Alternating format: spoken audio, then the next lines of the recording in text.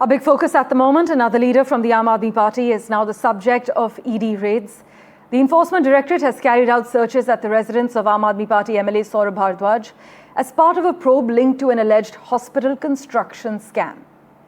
As per the official statement from the Anti-Corruption Bureau, a case has now been registered against Saurabh Bharadwaj and the Aam Aadmi Party leader Satyendra Jain, who are former Delhi health ministers, in connection with the large-scale corruption in health infrastructure projects of the Delhi government. To quote the ACB, they said 24 hospital projects, that's 11 greenfield and 13 brownfield, were sanctioned at a cost of 5,590 crore rupees in 2018-2019. These projects are actually they caused inexplicable delays and astronomical cost overruns as well. This is what the ACB claims in its official statement, indicating large-scale financial embezzlement. We do have a reaction from the Aam Aadmi Party now. The Aam Aadmi Party has argued that this is a bid to divert the focus from Prime Minister Narendra Modi's degree. The Aam Aadmi Party has further added that Saurabh Bharadwaj wasn't even the health minister at the time of the case. They assert that the whole case is based on false facts and that their party leaders are being targeted unnecessarily. We have crucial reactions lined up for you from the Aam Aadmi Party and the BJP. Listen in. Saurabh Bhardwaj पे जो मामला बनाया गया है वो पूरी तरीके से निराधार, झूठा और बेबुनियाद है। और ये बात मैं इसलिए कह रहा हूं कि जो ये केस बनाया गया है उस वक्त सौरभ भारद्वाज मंत्री ही नहीं थे। तो एक झूठा और बेबुनियाद केस बना के सौरभ भारद्वाज को फंसाने की कोशिश की जा रही है। और हम सबने देखा कि कैसे सत्येंद्र जैन के मामले में 3 साल तक उनको जेल में रखने के बाद सीबीआई ने कह दिया उनके खिलाफ कोई सबूत नहीं। एक झूठा केस सत्येंद्र जैन पे बनाया। आम आदमी पार्टी के नेताओं पे लगातार झूठे केस बना बना के उनको जेल में डालना भारतीय जनता पार्टी मोदी सरकार की एक नीति बन गई। कल पूरे देश में ये चर्चा चल रही थी कि मोदी जी की डिग्री के बारे में जो ये सच सामने आया है, इस पर भारतीय जनता पार्टी क्या कहती है? क्या भारतीय जनता पार्टी मानती है कि प्रधानमंत्री जी ने अपनी डिग्री के बारे में देश से झूठ बोला? क्या भारतीय जनता पार्टी मानती है कि उसने प्रधानमंत्री जी की डिग्री के बारे में देश से झूठ बोला, देश को अंधेरे में रखा? जब ये सच सामने आया तो इनको लगा कि अब पूरे देश का ध्यान इस मुद्दे से कैसे भटकाया जाए। तो इनके पास एक ही तरीका है कि ईडी सीबीआई की किसी के यहाँ रेड करा दो जिससे खबर बदल जाए, जिसके यहाँ खबर चल जाए। तो आज सौरभ भारद्वाज के यहाँ पे हो रही रेड केवल और केवल प्रधानमंत्री जी की डिग्री से ध्यान भटकाने के लिए रेड की जा रही है।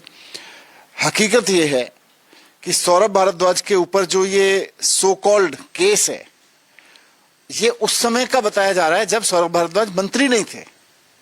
तो जिस वक्त जो आदमी मंत्री नहीं था उसके मामले में उसके यहाँ आज रेड कर रहे हो सिर्फ इसलिए क्योंकि ध्यान भटक जाए, ये चलेगा नहीं। ना डिग्री फर्जी चलेगी, ना केस फर्जी चलेंगे।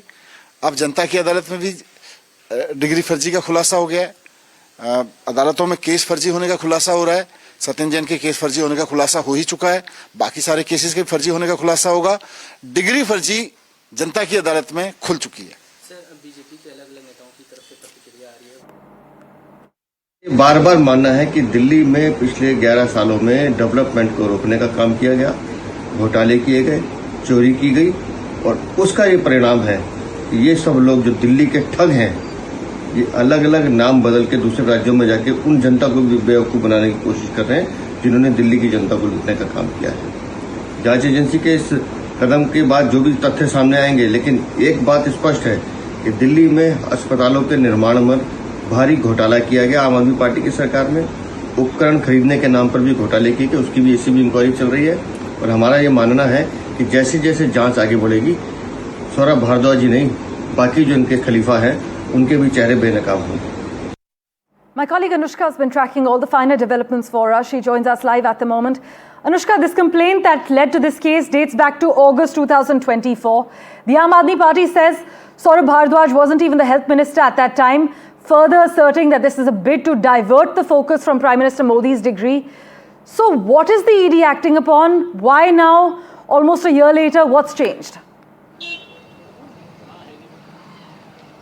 That's right, Parmeshwar. This is not the first time that the Aam Aadmi Party has found itself surrounded by controversy. Before also we saw that there was a school construction scam in which the ACB had filed an FIR against several Aam Aadmi Party leaders, including Satyendra Jain. Now, in this case, the ACB had registered an FIR. The then leader of opposition, Vijendra Gupta, had filed an FIR claiming that there was a misuse of government funds that was in fact going. Violation of several norms was in fact happening during this time. Now, in this particular case, we're also seeing that 7 ICUs were in fact about to be made at a with 6,800 beds at a cost of 1,125 crore rupees. Now, the Aam Aadmi Party government had announced from 2018 to 2019 that 24 hospitals will be made, wherein 11 new hospitals will be made and 13 of the hospitals will be expanded. But we are also seeing that in the 7 ICU hospital that were in fact to be made, 800 crore rupees was in fact invested. 50%, 6 months had been in fact taken, and not even 50% of the hospital was in fact being constructed. Now, in several areas like Jwalapur and Madhipur, unauthorized construction was going on, and based on all of these, the ED is right now raiding 13 premises, including the residence of Saurabh Bhardwaj, who is the Aam Aadmi Party leader. ED is trying to investigate if whether or not the money was in fact embezzled. In the FIR, it has been mentioned that this whole project was worth rupees 5,590 crore, and the cost of this whole project is skeleted mainfold, and that is why the ED is right now probing into this matter, checking on the construction workers. The construction companies also that were in fact involved are right now being investigated by the ED. But we are seeing that this is not the first time that the ED is in fact has launched a probe in a leader who is related to Aam Aadmi Party. Over to you. Anushka, thanks so much for joining us with the lowdown. It remains to be seen that besides alleging political vendetta, whether the Aam Aadmi Party will demand an independent audit or judicial probe into the hospital projects. We have a reaction from Manjinder Singh Sirsa lined up for you. Here's what Mr. Sirsa has just said. ED ने आज सौरभ भारद्वाज, जो कि आम आदमी party Delhi के अध्यक्ष भी हैं और पूर्व में मंत्री भी रहे हैं, हॉस्पिटल घोटाले में उनके यहां रेड करे। क्या है हॉस्पिटल घोटाला?